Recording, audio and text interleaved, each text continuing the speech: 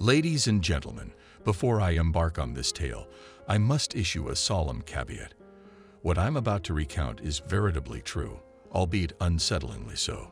Its roots trace back to my formative years, yet its chilling grip has only tightened in recent times. Here I am, a grown man, typically grounded in reason and intellect, or so I like to think, presently confined to my bed, gripped by a primal terror that defies rational explanation. I implore your assistance in deciphering this macabre enigma.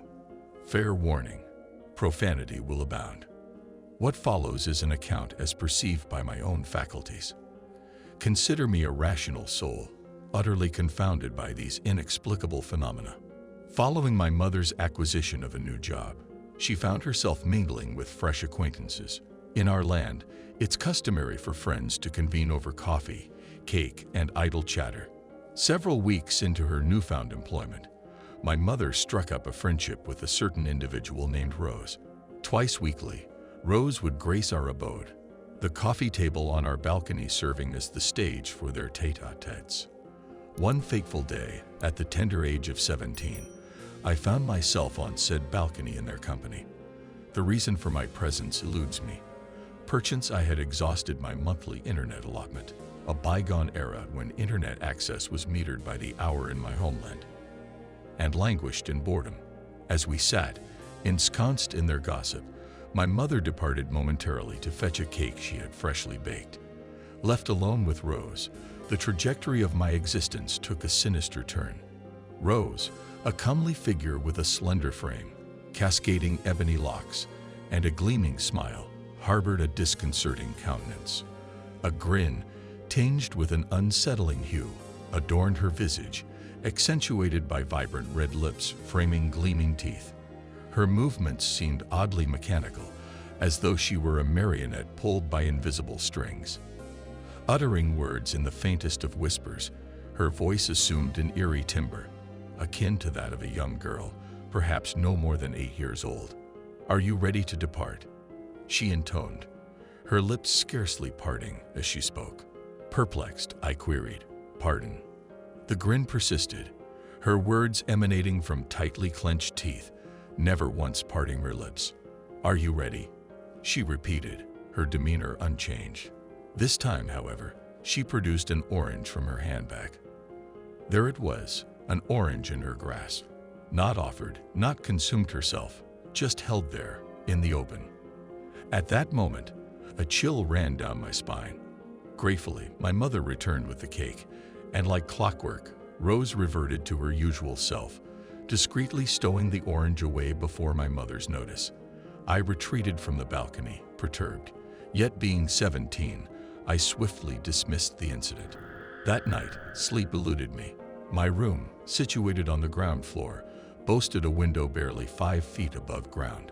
I found myself repeatedly glancing at it, silently praying to avoid encountering any ghastly specter.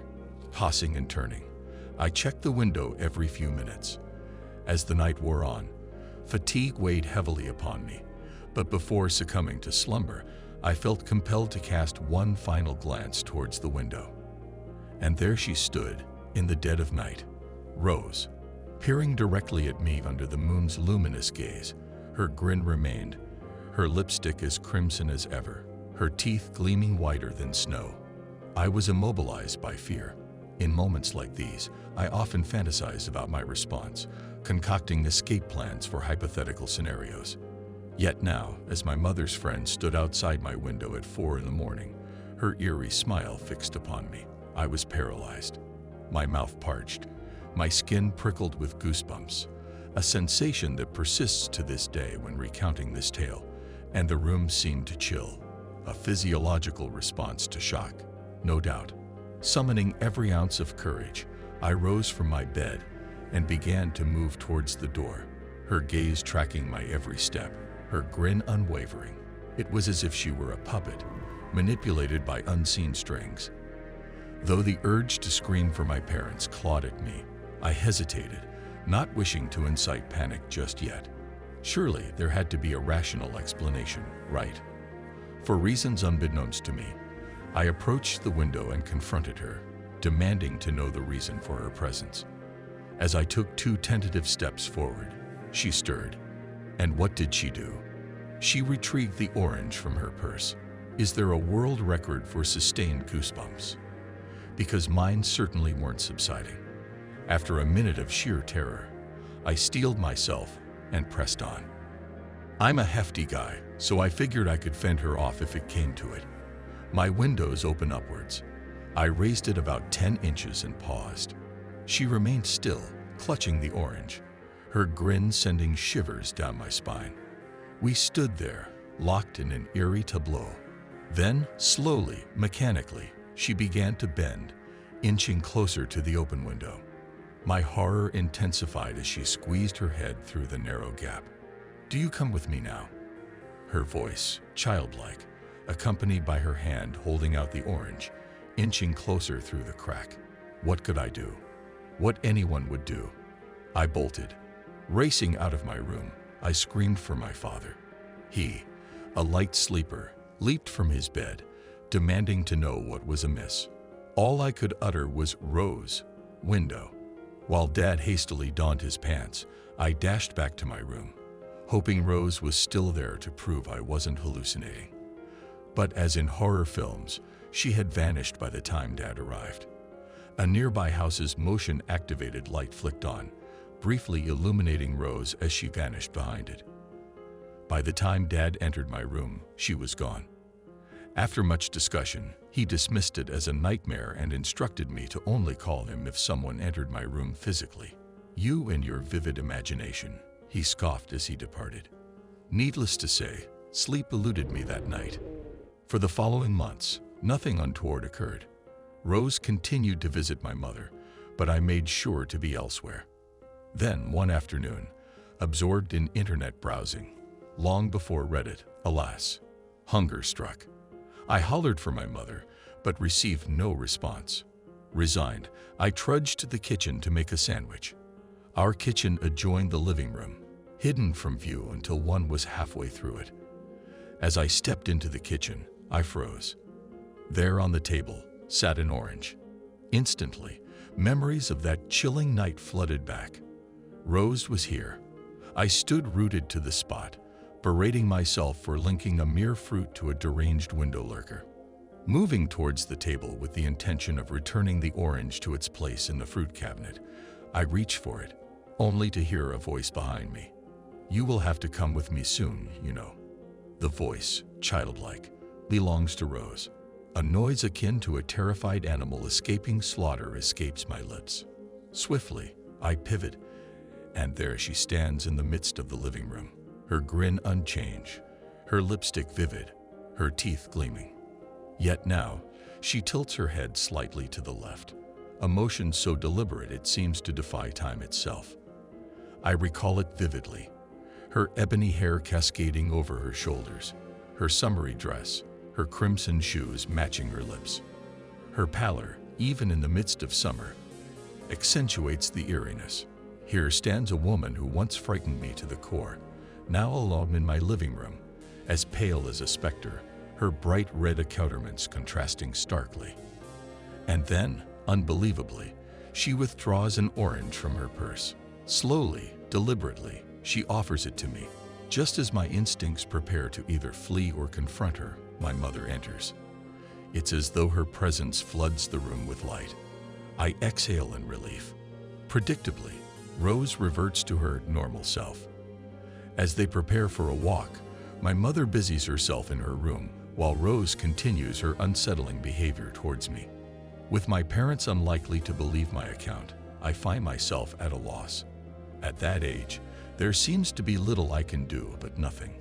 However, I vow that should that woman ever approach me again, I will not hesitate to defend myself. A year had elapsed devoid of any unsettling incidents, and I was gearing up for my journey to the United States to pursue college education. Given my basketball scholarship, rigorous preparation was imperative. Spending the summer away from home, I immersed myself in training at a camp situated some 40 miles from my hometown. However, it was during the final night of the camp that the most recent unsettling occurrence unfolded. My roommate had departed a day prior, leaving me alone in the room. Anticipation for my impending American adventure had rendered sleep elusive.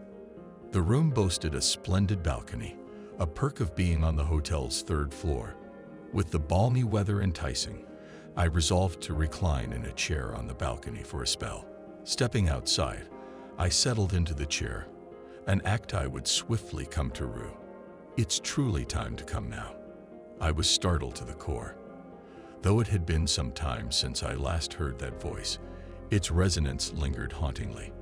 I turned my gaze to the right, only to behold Rose perched on the fence of the adjacent balcony. Not on the balcony itself, nor seated at a table, but precariously balanced on the fence. How she managed such equilibrium remained a mystery. The balcony was at least 50 feet above ground level.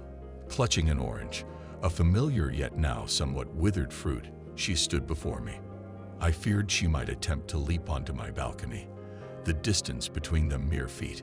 Equally distressing was the thought of her suffering harm in such an endeavor, for which I might be unjustly held accountable. Utter confusion enveloped me. "It is indeed time. You know," she uttered in her childlike voice, her lips sealed, her teeth unyielding, and her lipstick resembling fresh blood. Her pallor appeared even more ghostly, her head tilted further to the left. Adorning crimson shoes, she extended her hand towards me, offering the semi-rotten orange. "What do you seek from me?" I exclaimed in a blend of desperation and indignation, hoping someone would hear and witness this unsettling encounter. "I merely wish for you to find your rightful place," she responded, her lips sealed shut as before, her hand extending further, offering the fruit. "Damn you, you deranged woman!" I spat, swinging open my room's door, only to be met with a haunting echo. "You shall come." I slammed the door shut, dismissing her as a victim of schizophrenia. Though I should have been more rattled, the imminent departure from the continent in a matter of days offered solace. Yet I was mistaken. 7 years have passed since my arrival in the United States. The bizarre episodes faded from memory as I embraced life's new chapter. Rose's existence resurfaced only fleetingly during conversations with my mother, who disclosed the dissolution of their friendship following my departure. Contentment colored the past 7 years. Degrees earned, a delightful girlfriend found, life unfolding serenely. Then the unexpected struck.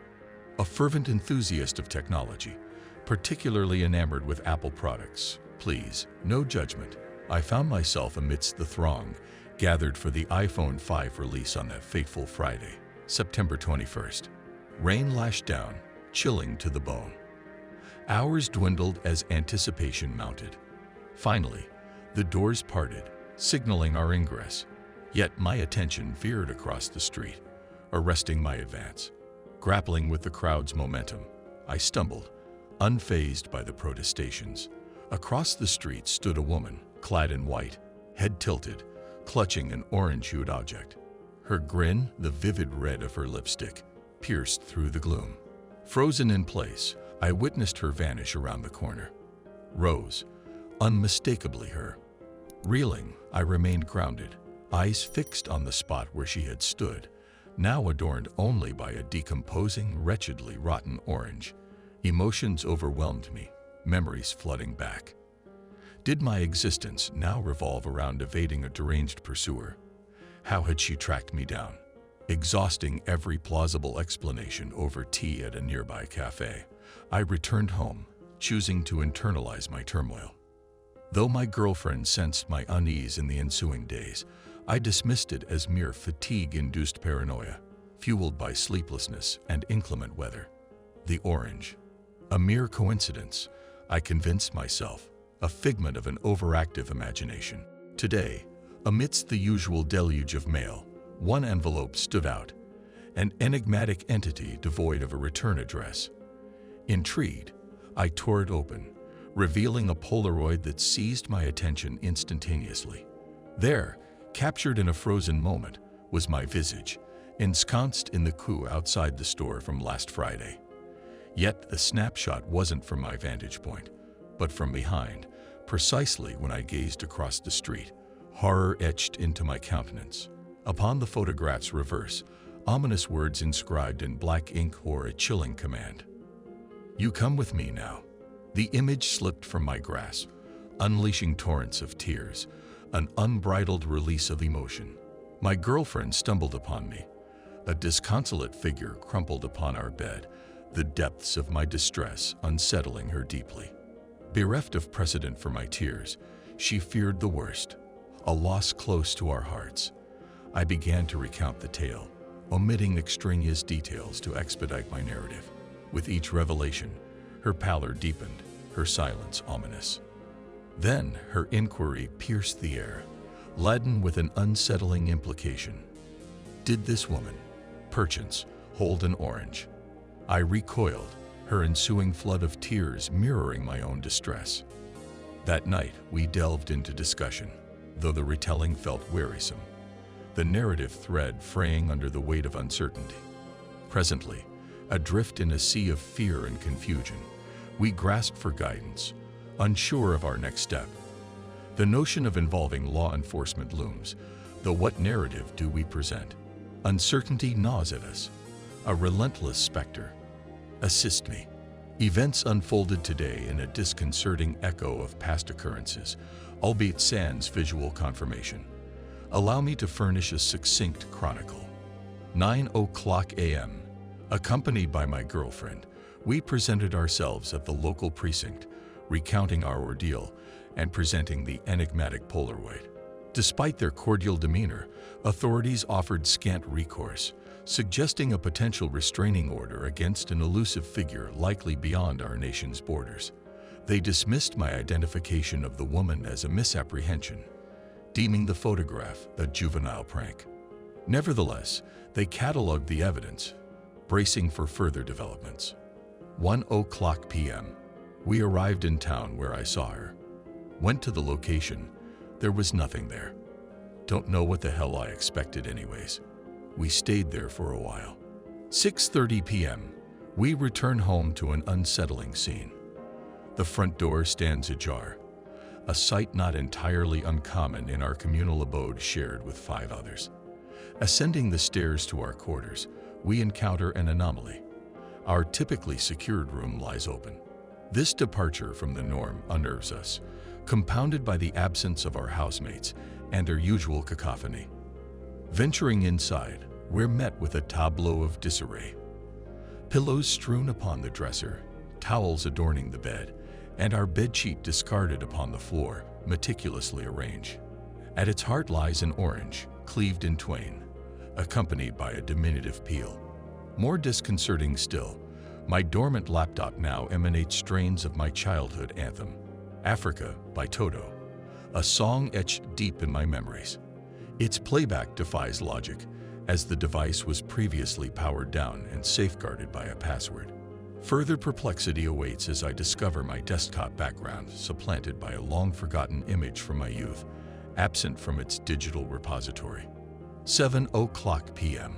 Perturbed by the inexplicable tableau, we summon law enforcement, documenting the scene before their arrival with a series of photographs. Their response, though prompt, yields little reassurance, deeming the situation insufficient to warrant forensic scrutiny.